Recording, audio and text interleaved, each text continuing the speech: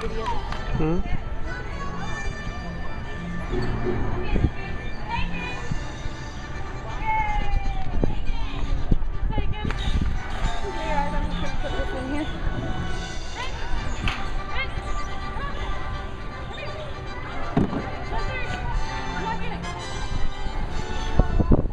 Good afternoon, everyone, and welcome to the Kansas City Zoo and our California Sea Lion pool. In here we have two male California sea lions.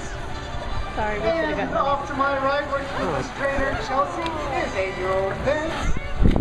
He's waving at you guys. Come on, give me a wave. Off to my left, working with this trainer, lazy bones is today. 18-year-old Peyton. He is our oldest of the two. Now, sea lions out in the wild generally live to be around 10 to 15 years old, but in captivity, this can be increased to around 20 to 25. And as you can see, our boys are doing very well.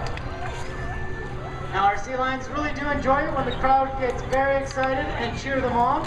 So on the count of three, I'd like everyone to cheer as loud as they can. You guys ready? 1, 2, 3!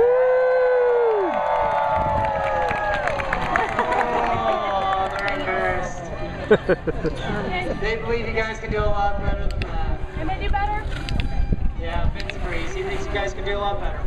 So we'll go and give this another try. On the count of 3. 1, 2, 3! Oh, let's see what Vince thinks. There we go. He thought it was so much better he decided to do it first. Well, let's see if we can get them to say hi back. And there's Peyton.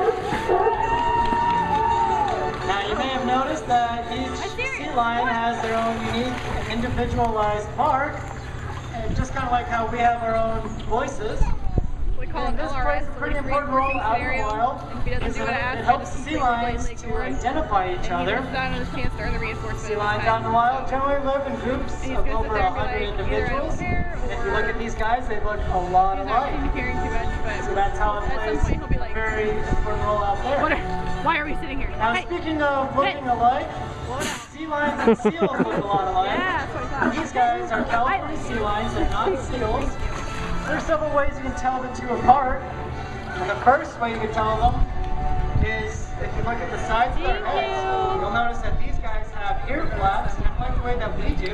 Wait a minute. Sea lions will have these. Seals will have pinholes where their ears are. There's Ben scratching his ear. So another way you can tell them apart is how they move on land. Sea lions will rotate their back flippers forward and walk on all 4 flippers, kind of like a dog. And Vince is kind of standing up on some of his. We'll see if we can get Vince to demonstrate the sea lion walk. There he goes. So that's how a sea lion walks. Seals cannot do this. They cannot rotate their back flippers forward. They can only crawl around on their bellies. And that's Vince's seal impersonation. And so let's see. There's one other way that you can tell them apart. You can't get close enough to see their ears or get a chance to see them on land. This is a pretty useful technique to tell them apart as well. And this is how you can tell them apart is how they swim through the water. Sea lions will use their front flippers to propel themselves through the water. You can watch Vince doing that right there. Whereas seals will use their back flippers in kind of a waving motion. Now sea lions out in the wild really do enjoy small fish and other marine animals such as squid. But they're not the top of the food chain. Anyway, guess to what a predator of a sea lion might be. Are those girls so pretty? Yeah, you're going, yes, you just...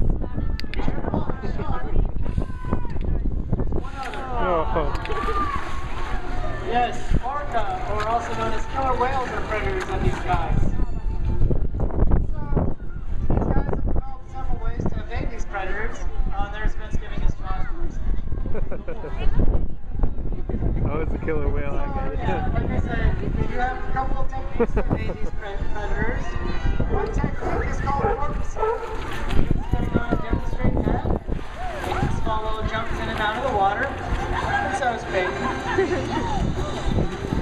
While they're doing this kind of serves a couple purposes. One, it gets them out of the predator's eyesight for a split second, and then also it helps them reach speeds up to around 25 miles an hour. Now they also have one other technique that helps them out. This is a very useful one because they can jump 6 to 10 feet out of the water. Either straight up like Peyton's getting ready to do, or up onto a shoulder island like Vince is getting ready to do. There he goes. So that's a great way to avoid becoming shark bait because sharks and orcas cannot follow onto land. So besides sharks and orcas, there's another group that affects sea lions in a negative way. You guys should be all too familiar with this group because it is us. We affect sea lions in a couple of ways. The first way that we affect them is how we consume food. Either by the overconsumption of fish that these guys eat out of the wild, or by our harmful fishing techniques. So if you guys eat a lot of seafood and you want to help these guys out, I do have some seafood watch cards over here. They're provided by the Monterey Bay Aquarium. And on these cards, I'll tell you which fish are environmentally friendly and which ones to kind of avoid. You guys can feel free to come by and pick that up at the end of the show. Now the other way that we affect sea lions, as well as many other animals, is how we dispose of our trash. One way or another, our trash makes its way into the ocean and affects sea lions directly by either them being or even swallowing the choking of the trash. So these guys out is by recycling is probably the best way, which Vince has been doing right there. That's the best way to help these guys out. Other ways is that you can throw away your trash and not litter. So that helps them out there. It also helps them out by the trash can have a negative impact on their food supply as well. So it helps them out in that way. So throughout these shows, I do get asked quite a bit how we get our animals to do what we ask them to do. Notice that I did say ask and not tell. We never tell any of our animals here at the Vince City Zoo to do anything. They always have the choice to participate, and they're generally very willing to do so because of the method that we use. This method is called positive reinforcement. What this means is that anytime that we ask them to do a behavior, and they do it correctly, then we will reinforce them, which in the sea lion's case will be these fish that they really love to eat. They're willing to do so because of that method. You may also be hearing a series of clicks going on in the pool. This is a very useful tool that we call a bridge. This lets the sea lions know that they completed the task correctly and that their reinforcement is on its way. So you can use this method outside the zoo setting. You can use it with your pets at home. You can even use it with your children, your husband, your wife, your friends, your co-workers. You just have to find the right type of reinforcement. Probably not work for most people, unless they really do enjoy sushi. But for most people, chocolates or praise would be a really good motivator to help train. So we do train these guys for a couple of reasons. First reason is to educate you guys, the public. We believe the more informed you are, the more proactive you'll be in conservation, recycling, or even in both. And our boys also provide a pretty good show. The second reason, probably the most important reason why we train them, is that they can participate in their own health care. You may notice that Peyton's getting some eye drops right now. That is one way. And then Vince is going to show us his flippers, or show Chelsea his flippers, and then even show his mouth. So we take a look at his teeth. You can lay down and roll over, so we can take a look at his belly. And there he goes. So we can do a pretty thorough physical exam without ever having to restrain them or anesthetize them. And that's why it's very important, because it does decrease the stress on them, and they are very willing to do it because they know they will receive some fish.